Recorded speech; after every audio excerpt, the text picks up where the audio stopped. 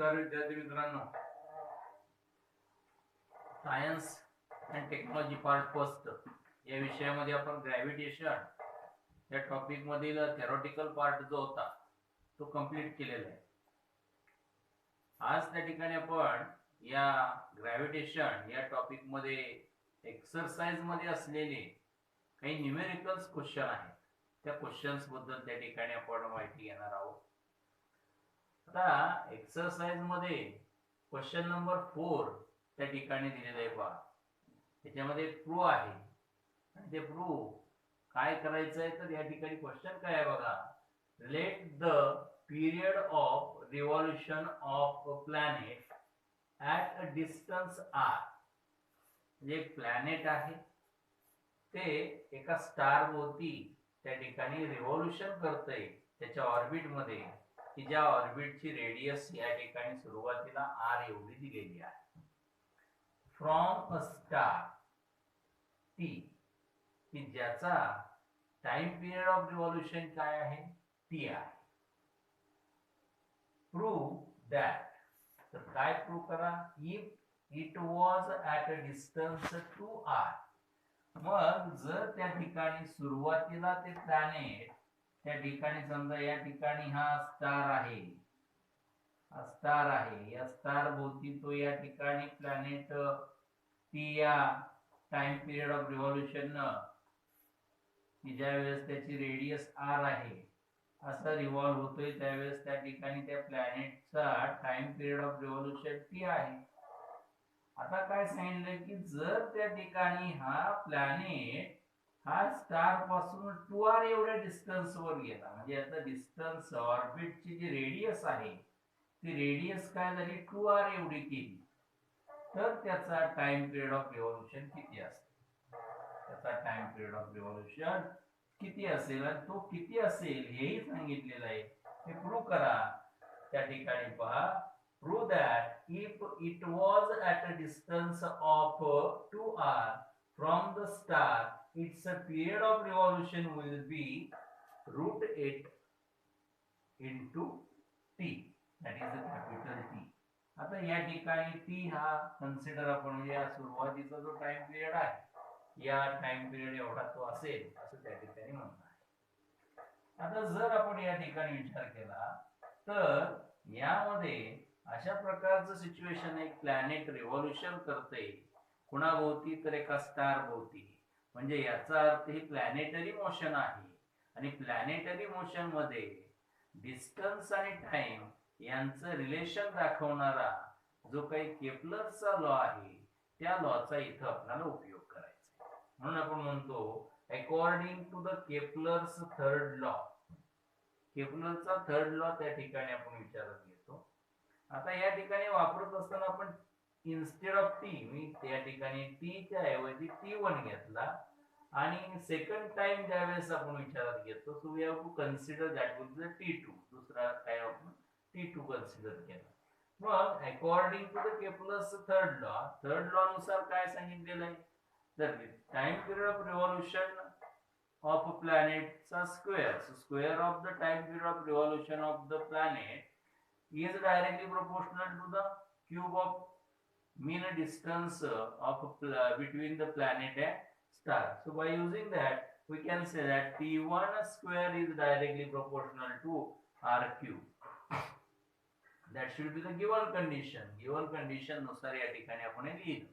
आता या ठिकाणी to avoid this to remove that proportionality sign we can use one of the constant. So we get here there is the t1 square is equal to k into bracket r cube. That is equation number first, where k is the constant term. k ही काय आहे, constant term. आता आपण असं विचार केला, now if, आता इथं काय सांगितलं, जर r ही व्हॅल्यू काय आली 2r एवढी झाली. Now if we consider, if you put that particular r is equal to 2r, r is equal to 2r, then what we get here, या ठिकाणी r ची जागा जर 2r ने घेतलं आणि t ची जागा t2 ने, t1 ची जागा t2 ने घेतली तर t2 square is equal to k R cube. आता या ठिकाणी जर विचार केला तर T2 square is equal to K 2 चा क्यूब काय येतो 8 R cube as it is. Equation number second. याच्या पुढे काय केलं dividing equation first and second we get पहिल्या आणि दुसऱ्या इक्वेशनचा भागाकार घेतला. म्हणजे भागाकार घेतला तर काय मिळाला T1 square upon T2 square is equal to. आता या ठिकाणी आपण इथं k ठेवला k आर क्यूब आणि k 8 आर क्यूब. तर या ठिकाणी k cancel R cube cancel. या ठिकाणी काय राहील मग T1 square upon T2 square is equal to 1 upon 8. या ठिकाणी ही व्हॅल्यू मिळाली. आता या ठिकाणी आपल्याला व्हॅल्यू काय पाहिजे टी स्वरूपात पाहिजे. स्क्वेअर ह्याच्यामध्ये नको आहे आपल्याला स्क्वेअर टर्म मध्ये नको आहे. मग त्या ठिकाणी आपण काय घेतलं taking square root of both side. दोन्ही साइडचं जर त्या ठिकाणी त्याला जर आपण इक्वेशन 3 दिलं तर त्या ठिकाणी आपण असं म्हणलं taking square root of both side of equation 3 then we get तर त्या ठिकाणी आपल्याला काय मिळेल त्या ठिकाणी T1 चा स्क्वेअर निघून गेला म्हणजे त्या ठिकाणी स्क्वेअर रूट झालं तर T1 त्यानंतर divided by T2 which is equal to 1 upon root of 8. 8 चं स्क्वेअर रूट घेतलं. आता जर आपल्याला कशाची व्हॅल्यू पाहिजे T2 ची मग या ठिकाणी क्रॉस मल्टिप्लाय झाला T2 into 1 that is a T2. so T2 equal to this divide value आहे इकडे आली तर मल्टिप्लाय होईल म्हणून √8 into T1. so by using this relation we can say that is the value that T2 have the value √8 into T means that T1. thus for a planet at a distance of 2r जर प्लॅनेटचं distance 2r असेल from the star पासून जर त्या ठिकाणी प्लॅनेटचं distance 2r असेल तर त्याचा time period किती असेल तर टाइम पिरियड असेल √8t एवढा त्याचा टाइम पिरियड कधी असेल जर त्याचं टाइम डिस्टन्स किती आहे 2r आणि जर r एवढं डिस्टन्स असेल तर टाइम पिरियड किती आहे कॅपिटल T. तर अशा स्वरूपामध्ये आपल्याला हे एक्झाम्पल त्या ठिकाणी सोडवता येतं. हे एक्झाम्पल परीक्षेला 3 मार्कासाठी आपल्याला विचारलं जातं. अशा प्रकारचा हा प्रश्न क्रमांक 4 एक्सरसाइज ग्रॅव्हिटेशन या टॉपिकचा एक्सरसाइज मधला 4था प्रश्न आता या ठिकाणी आपण बघितला. त्याच्यानंतर 5th क्वेश्चन मध्ये काही न्यूमेरिकल्स आहेत ती न्यूमेरिकल्स आपण पाहणार आहोत. तोपर्यंत हे व्यवस्थित लिहून आपल्या वहीमध्ये ठेवा. यातलं ग्रॅव्हिटेशन या टॉपिक मधला जो एक्सरसाइज आहे त्या एक्सरसाइज मधला आपण 4था प्रश्न तर आपण बघितलेलाच आहे. आता या ठिकाणी आपल्याला यामध्ये 5वा प्रश्न आहे सॉल्व द फॉलोइंग एक्झाम्पल्स म्हणून. त्याच्यामध्ये त्या ठिकाणी 6 एक्झाम्पल त्या ठिकाणी दिलेले आहेत.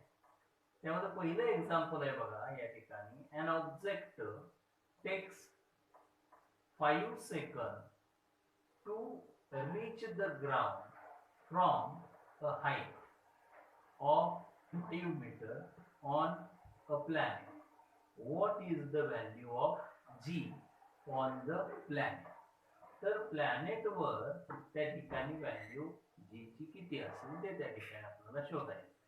म्हणजे object takes 5 second to reach ground from height 5 meter. 5 meter एवढ्या हाईट वरून एक ऑब्जेक्ट एका प्लॅनेटच्या ग्राउंड वर यायला 5 त्या ठिकाणी सेकंद वेळ घेते. तर याचा अर्थ त्या प्लॅनेट वर ऍक्सेलरेशन ड्यू टू ग्रॅव्हिटी किती असेल ते त्या ठिकाणी फाइंड आउट करायचं आहे. मग प्रॉब्लेम सोडवतो पहिल्यांदा गिवन काय दिलाय टाइम दिलाय t is equal to 5 second. Height दिलेली आहे so height we can represent here s which is equal to 5 meter. Find out काय करायचं so to find out acceleration due to gravity on that planet, that is the g ची value find out करायची. Formula काय आहे s is equal to ut plus half of gt square. हा formula त्या ठिकाणी आपण फाइंड आउट करू शकतो. या formula that is the second kinematical equation ज्याला म्हणतो किंवा सेकंड इक्वेशन ऑफ मोशन, त्याचा इथे उपयोग करतो. आता एखादी ऑब्जेक्ट किती 5 मीटर हाईट वर आहे, तर हाईट वर असताना त्याची इनिशियल वेलोसिटी काय असेल, 0 असणार आहे. So we can put the value of u is 0. तर u ची व्हॅल्यू या ठिकाणी 0 लिहायची. आता कॅल्क्युलेशन लिहायचं. कॅल्क्युलेशन लिहित असताना पहिल्यांदा जो फॉर्म्युला आपण यूज करतोय तो लिहितो s is equal to ut plus half of gt square. लिहिला फॉर्म्युला. त्याच्यानंतर काय केलं पहा, व्हॅल्यू टाकली. s ची व्हॅल्यू मी दिली 5 which is equal to u ची व्हॅल्यू 0 का, कारण initial velocity of any object at 5 meter distance away from that planet that is equal to 0. So 0 into this 5, t म्हणजे या ठिकाणी काय करणार आपण 5. so 0 into 5, तर जरी आपण त्या ठिकाणी 5 लिहिलं तरी चालेल. 0 into 5 plus half into g into 5 square. t चा स्क्वेअर आहे म्हणून 5 चा square. So 5 is equal to 0 plus, आणि इथं दोघांचं प्रोडक्ट काय आलं 0. So 0 plus half g into 25. So 5 is equal to half g into 25. आता हा 2 ने या 25 ला डिवाइड केला, आन्सर आलं 12.5. So we can write here. So 5 is equal to 12.5 into g. आता हा 12.5 इथं मल्टिप्लाय आला, इकडे आला divide. So g is equal to 5 upon 12.5 which is equal to, या दोघांचं डिव्हिजन जर डिवायडेशन जर केलं तर आन्सर काय मिळालं, 0.4 मीटर पर सेकंड स्क्वेअर हे आन्सर मिळालं. यावरून आपण सांगू शकतो की acceleration due to gravity on that planet is equal to 0.4 meter per second square. हे त्या ठिकाणी त्याचा सोल्युशन मिळालं आपल्याला. So that is the question number 5. हा काय आहे, क्वेश्चन नंबर 5 आहे. क्वेश्चन नंबर 5 मधला त्या ठिकाणी फर्स्ट क्वेश्चन या ठिकाणी आपण विचारत घेतला. आता क्वेश्चन नंबर 5 मधला सेकंड क्वेश्चन आपण विचारत घेतोय. या ठिकाणी काही कंडिशन्स दिलेले आहेत, त्याच्यावरून त्या ठिकाणी फाइंड आउट करायला सांगितलेले. पहा काय दिलेलं आहे त्या प्रॉब्लेम मध्ये. पहा, the radius of planet A. A हे प्लॅनेट आहे की ज्याची रेडियस ही त्या ठिकाणी काय आहे, half of the radius of planet B. म्हणजे दोन प्लॅनेट आहे.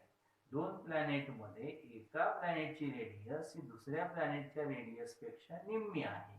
हे पहिलं वाक्य सांग. मग जर याची रेडियस आपण आर ए असं पकडली, याची रेडियस आपण आर बी अशी पकडलं, तर या ठिकाणी आर ए काय असणार आहे, आर बी पेक्षा निम्मी असणार आहे.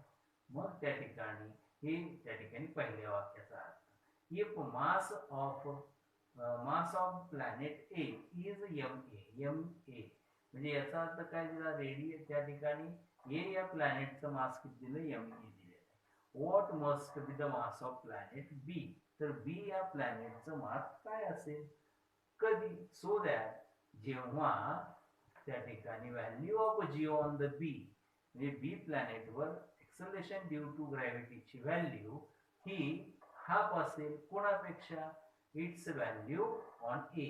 ए प्लॅनेटवर एक्सलेशन ड्यू टू ग्रॅव्हिटीची व्हॅल्यू का ए जेवढी असेल त्याच्या निम्मी ग्रॅव्हिटी ही कुठं असेल, बी वरती असेल. अशा प्रकारे या ठिकाणी हा क्वेश्चन दिलेला आहे. त्याच्यावरून त्या ठिकाणी आपल्याला mass of planet B find out करायचं आहे. त्या ठिकाणी आपल्याला गिवन काय दिलेलं आहे, तर दोन प्लॅनेट आहे म्हणून पहिल्यांदा आपण गिवन मध्ये काय दिलं, फॉर प्लॅनेट ए. तर प्लॅनेट ए साठी मास काय घेतलेला आहे, M A, radius R A. आता आर ए किती दिलेले आहे, तर सेकंड प्लॅनेटच्या निम्मी म्हणजे आर बी अपॉन 2 असे या ठिकाणी. Acceleration due to gravity for planet A we have to consider here G A. त्याच्यानंतर second planet for planet B, mass किती घेतलं, suppose that should be the M B, radius that should be the R B, आणि acceleration due to gravity for planet B is G B. पण हा GB किती दिला आहे, तर त्या ठिकाणी ए प्लॅनेटवर असणाऱ्या एक्सलेशन ड्यू टू ग्रॅव्हिटीच्या हाफ दिलेलं आहे. म्हणून या ठिकाणी g B is equal to half of G. So that should be the given. हे सगळं काय आहे, दिलेलं आहे.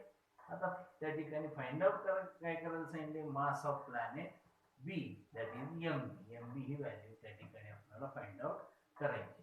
आता फॉर्म्युला वापरायचा आपल्याला. या ठिकाणी काय काय मास दिलेला आहे, ग्रॅव्हिटी दिलेली आहे आणि रेडियस दिलेली आहे. मग त्या ठिकाणी फॉर्म्युला आपल्याला माहिती आहे, G is equal to gm upon r square. हा general formula acceleration due to gravity calculate करण्याचा सरफेस ऑफ अर्थ वरती कॅल्क्युलेट करण्याचा फॉर्म्युला. आता यामध्ये आपण त्या ठिकाणी या सगळ्या व्हॅल्यू टाकलं. या ठिकाणी ए प्लॅनेट साठी बी प्लॅनेट साठी दोन फॉर्म्युले इथे मिळवू शकतो आपण. मग कॅल्क्युलेशन करायला सुरुवात केली. फॉर्म्युलावरून आपण काय म्हणलं, जी च्या ठिकाणी प्लॅनेट ए साठी विचार केला आपण पहिल्यांदा.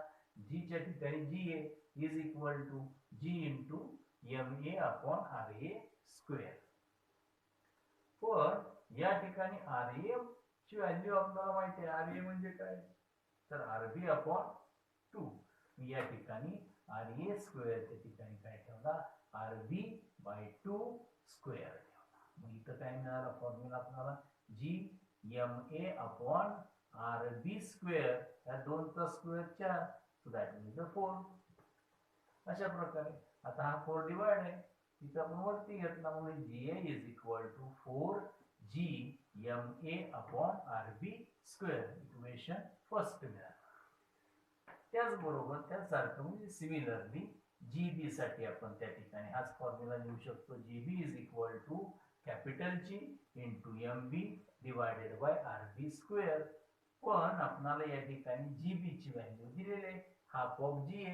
म्हणजे या ठिकाणी जर जी बी बरोबर हाफ ऑफ जी ए दिलेला असेल तर या ठिकाणी जी बी च्या ठिकाणी ठेवला G A upon 2 is equal to G into M B upon R B square. अशा प्रकारचा हा त्या ठिकाणी आपण फॉर्म्युला इथे लिहिला. आता या ठिकाणी काय झालं पहा, हा 2 इथं डिवाइड आणि इकडे गेला multiply. So here remaining g A is equal to 2 G M B upon R B square. Equation number 2. आता इक्वेशन 1 मध्ये LHS जी ए, इथं 2 मध्ये LHS G A. So GA must be equal. So what we get here from equation first and second, we get these two sides must be equal. So we can write here 2GMB upon RB square is equal to 4GMA upon RB square. आता हा RB square हा RB square cancel झाला. हा capital G cancel झाला. राहिलं काय मग 2MB is equal to 4MA. आता या 2 न या ठिकाणी या 4 ला काय केलं, डिवाइड केला. मल्टिप्लाय इकडे गेला, डिवाइड होईल. So MB is equal to 4/2 MA. So what we get the answer of MB? MB is equal to twice of mass of A. So we can say that mass of the planet B is twice of the mass of planet A. Is the answer of this particular second question in the fifth second example. तुझे answer मिळालं आपल्याला 5व्या प्रश्नातलं. हे या ठिकाणी आपल्याला सांगता येतं. आता याच्या पुढचा आपल्याला त्या ठिकाणी तिसरा प्रश्न बघायचा आहे किंवा तिसरं उदाहरण या ठिकाणी एक्झाम्पल बघायचं आहे. तो पण हे व्यवस्थित अगदी लिहून घ्या. हा जो प्रश्न आहे हा प्रश्न परीक्षेला विचारलेला प्रश्न आहे आणि हा विचारला जातो. त्यामुळे या ठिकाणी 3 मार्काचे गणित त्या ठिकाणी आपल्याला महत्वाचं गणित आहे पहा. त्यामुळे हा प्रश्न क्रमांक 5 मधला दुसरा प्रश्न हा महत्वाचा प्रश्न आहे. ते त्या ठिकाणी तुम्ही व्यवस्थित लर्न करा. या ठिकाणी या ग्रॅव्हिटेशन मधल्या एक्सरसाइज मधला 5th क्वेश्चन मध्ये तिसरा एक्झाम्पल त्या ठिकाणी आपण बघतोय. एक्झाम्पल काय आहे बघा. The mass of and weight of an object on earth are 5 kg and 49 newton respectively. म्हणजे या ठिकाणी एका ऑब्जेक्टचं पृथ्वीवर असलेलं मास आणि त्याचं वेट हे दिलेलं आहे. मास किती दिलेलं आहे 5 kg आणि वेट दिलेलं आहे 49 newton respectively. What will be there values on the moon. तर त्याच्या जे मास आणि त्याचं वेट हे मूनवर किती असू शकतं. Assume acceleration due to gravity on the moon. Moon वरती acceleration due to gravity किती पकडा सांगितलंय, किती assume करायला सांगितलेलं आहे. 1/6 of the acceleration due to gravity on the earth. म्हणजे पृथ्वीवर जर 9.8 एवढी acceleration due to gravity metre per second एवढी एक्सलेशन ड्यू टू ग्रॅव्हिटी आहे, तर त्या ठिकाणी त्याच्या 6 भाग त्या ठिकाणी मूलवरती 6वा भाग त्यातला त्या ठिकाणी मूलवरती एक्सलेशन ड्यू टू ग्रॅव्हिटी आपण गृहीत धरा असं सांगितलेलं आहे. मग आता या ठिकाणी हे गणित सोडवत असताना पहिल्यांदा काय केलं, given. What is the given? Given मध्ये आपण दोन कंडिशन विचारात घेतल्या, on the earth and on the moon. On the earth काय म्हणतं, on the earth what is the mass of object? We can consider me, which is equal to 5 kg. Weight, that should be considered as a we, which is equal to 49 newton. Acceleration due to gravity on the surface of earth, that is the 9.8. That will be the 9.8. Next, on the moon. Moon वर आपण काय केलं, mass of that particular object should be m small m, which is equal to question mark, माहित नाही, calculate करायचं. Weight of on that object on that moon, that is we, which is equal to question mark, that is not known, you can calculate it. So acceleration due to gravity on the moon. Moon वरती acceleration due to gravity किती सांगितलेली आहे बघा बरं. तर त्या ठिकाणी acceleration due to gravity earthच्या 6 times less आहे. So what we get here, 9.8 upon 6. So what we get the answer, 1.63 meter per second square. This will be the answer of acceleration due to gravity on the moon. So gm ची value या ठिकाणी आपल्याला मिळाली. So what we get here, gm is equal to, that will be the 1.63 meter per second square. आता find out काय करायचं आहे, तर mass of object on the moon and weight of object on the moon. Formula काय वापरला त्या ठिकाणी, तर फॉर्म्युला वापरला weight is equal to m into g. General formula, weight is equal to m into g. The mass of moon वरती आपण त्या ठिकाणी weight कॅल्क्युलेट करतो, म्हणून wm is equal to m on moon, g on moon. That should be, you can write wm is equal to mm into gm. So that is the formula to calculate the value of wm. आता calculation मध्ये आपण काय म्हणतोय पहा, या ठिकाणी काय find out करायचं आहे, the mass. The mass is scalar quantity. It does not changes here and there. हे काय बदलत नाहीये. आणि मास बदललं किंवा एक्सेलरेशन ड्यू टू ग्रॅव्हिटी वर त्या ठिकाणी मास अवलंबून नाहीये, मास ऑफ ऑब्जेक्ट नसतं अवलंबून. So the mass of object is independent of a gravity and remains unchange. आणि म्हणून ते काय होतं, अनचेंज राहतं. म्हणून जरी त्या ठिकाणी एखाद्या ऑब्जेक्टचं मास अर्थवर 5 kg असेल, तर त्या ठिकाणी ते कुठल्याही ग्रहावरती तेवढंच राहील, ते बदलणार नाही. म्हणून आपण therefore we can say that value of mass of object on the moon mm is equal to 5 kg. Suppose that is equation first. आता या ठिकाणी आपल्याला काय शोधायचं आहे, सेकंड व्हॅल्यू wm ची व्हॅल्यू काय करायची, या ठिकाणी सेकंड व्हॅल्यू यामध्ये आपल्याला शोधायची. What is the formula? Formula काय आहे, wm is equal to mm into gm. आता या ठिकाणी व्हॅल्यू टाकली, mm काय आहे, 5 into 1.63. So what we get here, multiplication, that is 8.15 newton. So wm is equal to 8.15 newton. एवढं त्या ठिकाणी mass of weight of object on the moon या ठिकाणी झालं. हा weight is the vector quantity, so it will be changeable. म्हणजे इथं जर पृथ्वीवर ते 49 असेल, तर मून वरती ते त्याच ऑब्जेक्टचं वेट हे किती, 8.15 असेल, मात्र मास बदलणार नाही. So we can say that on the moon mass of object is mm is equal to 5 kg and its weight we is equal to 8.15 newton. So that's the answer of this particular question number 3rd or C. in question 5th वरला C हा question, त्याचा answer हे आपल्याला मिळाला.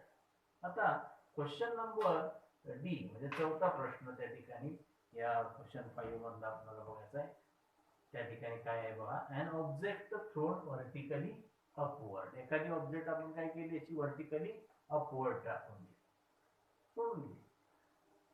Height of 500 metre, किती पर्यंत गेली, 500 metre height पर्यंत वरती आपण थ्रो केलेली आहे. What was it's initial velocity? तर आपण त्याला त्या ठिकाणी प्रोजेक्ट करतोय, फेकतोय, त्यावेळेला त्या ठिकाणी थ्रो करतोय, तर थ्रोइंग वेलोसिटी किती आहे सुरुवातीची, म्हणजे स्मॉल यू ची व्हॅल्यू फाइंड आउट करायची. How long take to come back to the earth? आता ऑब्जेक्ट काय होणार, इथून वरती गेली 500 मीटर डिस्टन्स वर गेली, तिथून परत तेवढंच अंतर खाली येते, म्हणजे जेवढा जायला वेळ लागेल तेवढाच यायला वेळ लागेल. म्हणजे टोटल टाइम काय होईल, ascending time plus descending time. म्हणजेच या ठिकाणी जाण्यासाठी लागणारा वेळ जर टी पकडला तर टोटल टाइम काय येईल, twice T. So we have to calculate value of this one, that is the total time to come back. माघारी ती पृथ्वीवर येण्यासाठी लागणारा वेळ कॅल्क्युलेट करायचा आहे. आता इथं कॅल्क्युलेशन साठी जी ही value, acceleration due to gravity ची व्हॅल्यू काय पकडला सांगितली, 10 मीटर पर सेकंड स्क्वेअर. आता हे फॉर्म्युला या ठिकाणी हे असं प्रकारचं उदाहरण आहे, हे आपल्याला सोडवायचं आहे. तर सोडवत असताना आपण काय करणार आहे, या ठिकाणी गिवन काय काय दिलेलं आहे, हाईट ऑफ ऑब्जेक्ट कुठं पण दिलेलं आहे. We can consider S is equal to that 500 meter. 500 metre एवढी हाईट दिली. त्याच्यानंतर एक्सेलरेशन ड्यू टू ग्रॅव्हिटी किती सांगितलेले या ठिकाणी, 10 metre per second square. We have to write here 10 metre per second square. Find out काय करायचं आहे, इनिशियल व्हेलॉसिटी. आपण ऑब्जेक्ट आपण फेकतोय वरती, त्यावेळेस इनिशियल व्हेलॉसिटी किती दिली, आणि ऑब्जेक्ट त्या ठिकाणी 500 मीटर जाऊन पुन्हा खाली आली, यासाठी लागणारा वेळ फाइंड आउट करायचा. सो इनिशियल व्हेलॉसिटी u आणि time taken small t, that should be the way of calculate. मग आता या ठिकाणी जर आपण विचार केला तर इथं कॅपिटल टी, तर काय कॅपिटल टी आपल्याला लिहावं लागतं. मग या ठिकाणी फॉर्म्युला जर आपण विचारात घेतला, equation first v square is equal to u square plus twice es, that is the third kinematical equation.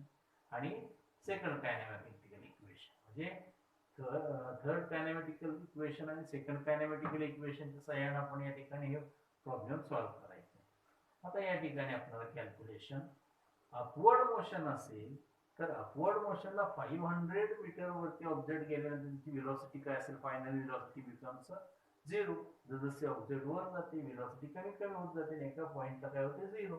500 एवढ्या डिस्टन्स वर व्हेलॉसिटी काय असणार आहे, 0. So final velocity v is equal to 0 metre per second. Acceleration upward motion असेल ऑब्जेक्टची तर काय घेतात, निगेटिव्ह घेतात. So a is equal to -g and which is equal to -10 metre per second square. तर ह्या सगळ्या व्हॅल्यू या पहिल्या फॉर्म्युल्यात आपण ठेवल्या. पहिला फॉर्म्युला काय आहे, v square is equal to u square plus twice as. So what we get here, 0 is equal to u square plus 2 into minus 10 into 500. आता या ठिकाणी हा सॉल्व केला, आन्सर मिळालं काय पहा, u square, that is the plus at वेगळा minus u square is equal to -2 into this multiplication 5000. So what we get here, -10,000. The minus sign इथला आणि इथला मायनस साइन काय केलं, कॅन्सल केलं. So u square is equal to 10,000. 10,000 square root घ्यायचं, म्हणजे काय मिळालं, u is equal to 100 metre per second. या वेगानं जर आपण वस्तू फेकली त्या ठिकाणी तर ती 500 मीटर अंतरावर त्या ठिकाणी जाते, हे लक्षात आलं. त्याच्यानंतर आता काय केलं, ऑब्जेक्ट वरून परत काय येते, खाली येणार आहे. आता खाली येत असताना टाइम कॅल्क्युलेट केला, काय आलं बघा, डाऊनवर्ड मोशन असेल तर आता या ठिकाणी ही ऑब्जेक्ट इथं आहे, तर याची इनिशियल व्हेलॉसिटी काय आहे, 0. टॉपला 0 झाली, म्हणजे फायनल व्हेलॉसिटी त्याची माघारी फिरताना इनिशियल व्हेलॉसिटी झाली. So u is equal to taken as a 0. a downward येतोय तर एक्सेलरेशन काय घ्यायचं, पॉझिटिव्ह घ्यायचं. So a is equal to g which is equal to 10 metre per second square. आता ही व्हॅल्यू सेकंड इक्वेशन यूज केलं या ठिकाणी, s is equal to ut plus half of gt square. a च्या ऐवजी g व्हॅल्यू टाकली. So s is equal to that value put up केल्या, u ची व्हॅल्यू काय आहे, 0. 0 into t plus half into 10, g ची व्हॅल्यू 10 into t square. आता s ची व्हॅल्यू ठेवली, s व्हॅल्यू काय आहे, 500 is equal to, हा 0 झाला, याने याला डिवाइड केलं तर 5t square. So we can say that here 500 is equal to 5t square. So t square is equal to 500 upon 5. हा multiply इकडे आला तर divided. So 500 upon 5. So what we get here, 100. So t square is equal to 100. So what is the t? T is equal to 10 seconds. आता ही downward येण्यासाठी लागणारा वेळ आहे.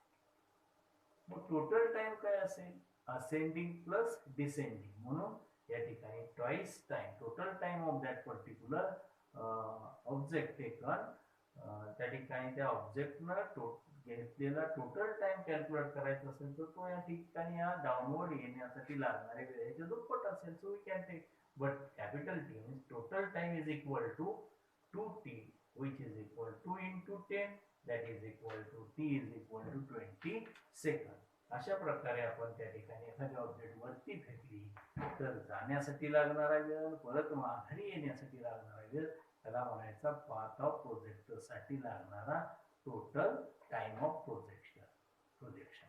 मग ते आपण त्या ठिकाणी कॅल्क्युलेट केला. That is we have to time of flight म्हणतो आपण त्याला. टाइम ऑफ फ्लाइट म्हणजे ascending time plus descending time, that is 20 second. म्हणजे एखादी वस्तू जर आपण 100 मीटर पर सेकंड या वेगाने जर त्या ठिकाणी फेकली तर ती त्या 500 मीटर डिस्टन्स पर जाऊन पुन्हा मागे येण्यासाठी किती वेळ घेईल? 20 सेकंद एवढा वेळ घेते. So that should be about the question number 5th मधला चौथा म्हणजे जे डी क्वेश्चन त्या ठिकाणी आपण या ठिकाणी सॉल्व्ह केला. आता याच्या पुढचे प्रश्न आहेत ते आपण घेणार आहोत. तत्पूर्वी हे सगळं व्यवस्थित अगदी वहीमध्ये लिहून घ्या. त्या ठिकाणी या ग्रॅव्हिटेशन मध्ये त्या न्यूमेरिकल क्वेश्चन मध्ये प्रश्न 5व्या मध्ये आपण ई त्यातला पाहतोय. तर या ठिकाणी प्रश्न काय सांगितले बघा. The ball falls of a table and reaches the ground in the 1 second. एका टेबलवर एक चेंडू खाली पडतोय, 1 सेकंद लागतो. त्यासाठी लागणारा वेळ 1 सेकंद दिलेला आहे. Assuming g is equal to 10 meter per second square, calculate its speed. तर त्याचं स्पीड कॅल्क्युलेट करायचं आहे. ऑन रिचिंग द ग्राउंड, त्यावेळेस तो ग्राउंडला टेकतोय त्यावेळेला त्या ठिकाणी त्याचं स्पीड कॅल्क्युलेट करायचं आहे. and the height of the table, आणि टेबलची हाईट फाइंड आउट करायची आहे आपल्याला. आता अशा पद्धतीने या ठिकाणी गणित आपल्याला सोडवत असताना पहिल्यांदा गिवन काय आहे पहा. इनिशियल व्हेलॉसिटी u, सुरुवातीला त्या ठिकाणी जो टेबलवर येतोय त्याची initial velocity that should be the 0. On the top of table it have velocity 0. पडताना त्याची व्हेलॉसिटी काय आहे? 0 आहे.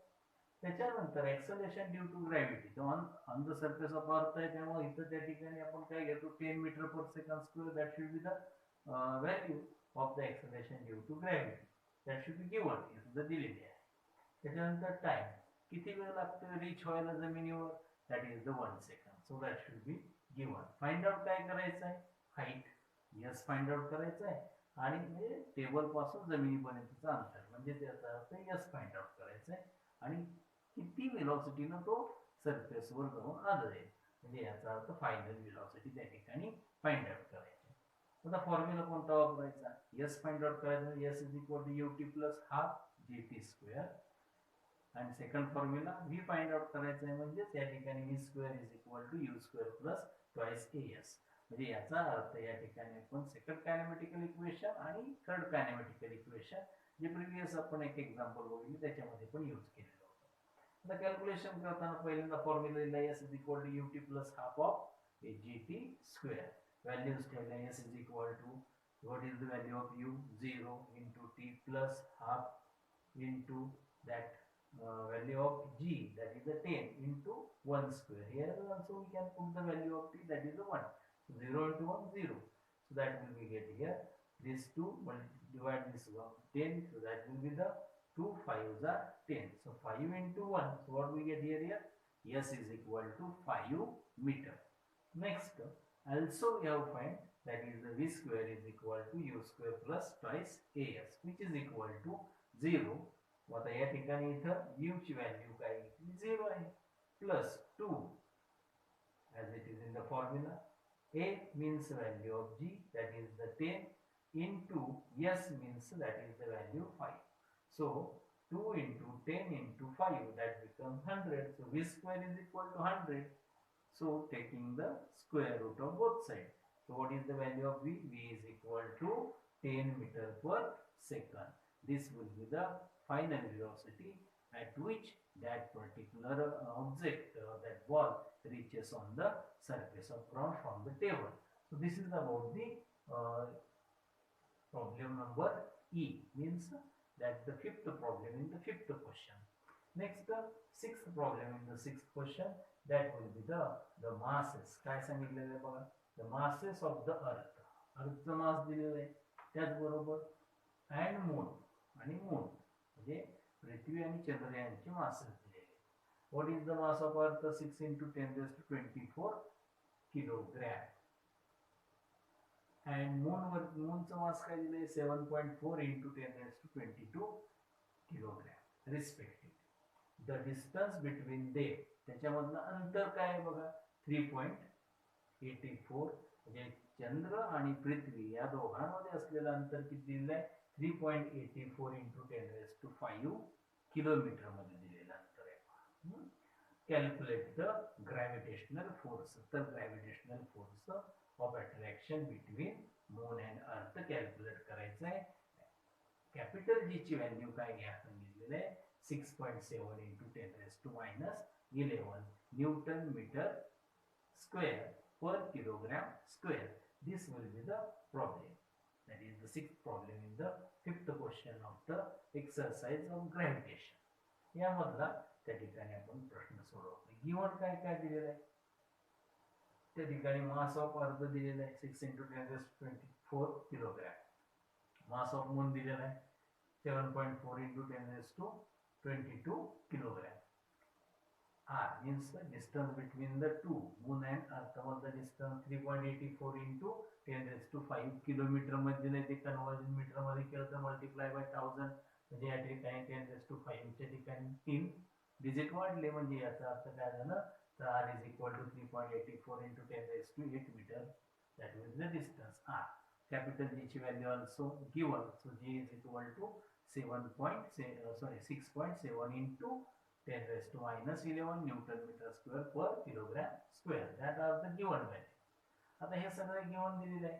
फाइंड आउट काय करायचं आहे force gravitational force between moon and earth find out करायचं आहे. So use the formula according to the universal law of gravitation. What is the F is equal to capital G into me into m upon r square. That should be the formula. हा formula या ठिकाणी. आता calculation काय आहे बघा इथं त्या ठिकाणी कॅल्क्युलेशन मध्ये फॉर्म्युला लिहिला आपण G capital ME into capital MM upon R square. Next F is equal to values ठेवल्या. G ची value 6.7 into 10 raised to -11 into capital ME ची value 6 into 10 raised to 24. MM ची व्हॅल्यू 7.4 into 10 raised to 22 आणि R square म्हणजे R ची value काय ठेवली 3.8 into 10 raised to 8 meter. That will be 10 raised to 8 square. That are the values. त्या सगळ्या values ठेवल्या. आता या व्हॅल्यूज ठेवल्यानंतर त्या ठिकाणी आपल्याला त्यामध्ये काय करता येतं व्हॅल्यूज ठेवल्या. त्यानंतर त्या ठिकाणी आपण काय केलं तर या 10 raised to powers एका बाजूला घेतल्या. त्या ठिकाणी आला 6.7 into 6 into 7.4. So these are the three values take out.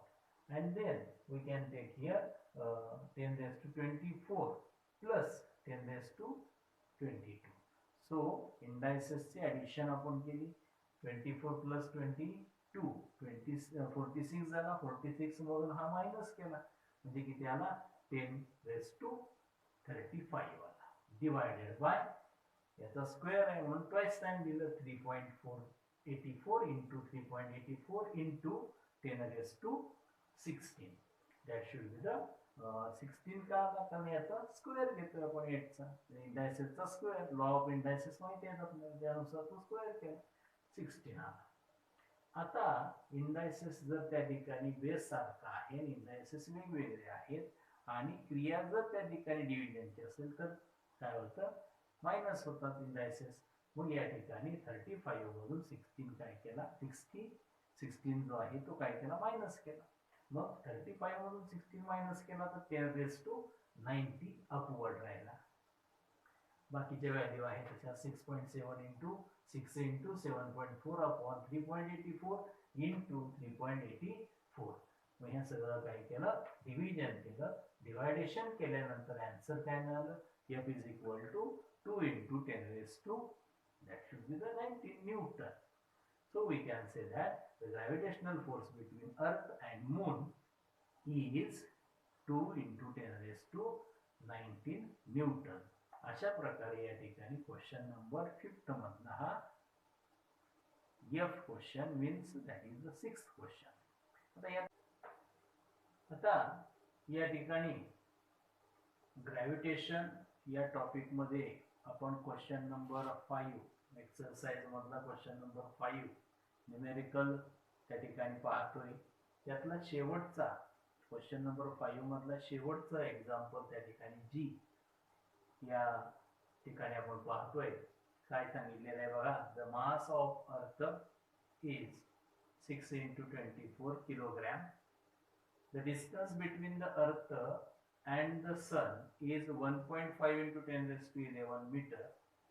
If the gravitational force between two, या दोघांमधला gravitational force दिलेला आहे, that is the 3.5 into 10 raised to 22 Newton. What is the mass of the sun? तर त्या ठिकाणी सूर्याचं वस्तुमान त्या ठिकाणी फाइंड आउट करायचं आहे. कॅपिटल जी ची व्हॅल्यू काय घ्या, 6.7 into 10 raised to -11 newton metre square per kilogram square ही व्हॅल्यू दिलेली आहे. आता याच्या अगोदरचे एक्झाम्पल आपण बघितलं, त्या एक्झाम्पल मध्ये आणि या एक्झाम्पल मध्ये त्या ठिकाणी फॉर्म्युला एकच आहे, फक्त तिथं फोर्स कॅल्क्युलेट करायचा होता आणि इथं मास ऑफ सन कॅल्क्युलेट करायचं. जे फॉर्म्युला एकच वापरायचं आहे, फक्त त्या ठिकाणी टर्म इंटरचेंज करून फॉर्म्युला ऑब्टेन करता येतो आपल्याला, त्याच्या सहाय्याने mass of sun find out करता येतो. सो फर्स्ट गिवन काय काय दिलेलं आहे, mass of earth ME 6 into 10 raised to 24 kilogram. Force between the earth and sun, तर सन दिलाय. पहिल्या उदाहरणामध्ये आपण मून बद्दल विचार केला होता, इथं sun. So F is equal to 3.5 into 10 raised to 22 Newton. That is the force between earth and sun. त्याच्यानंतर distance between earth and sun, that should be given 1.5 into 10 raised to 11 metre. हे distance त्या ठिकाणी दिलेलं आहे अर्थ आणि सन मध्ये. आणि कॅपिटल जी ची value that should be also known, that is 6.7 into 10 raised to -11 newton metre square per kilogram square. This will be the value. Find out काय करायचं आहे, mass of sun. So MS which is equal to question mark. Formula काय, F is equal to capital G capital ME into capital MS upon R square.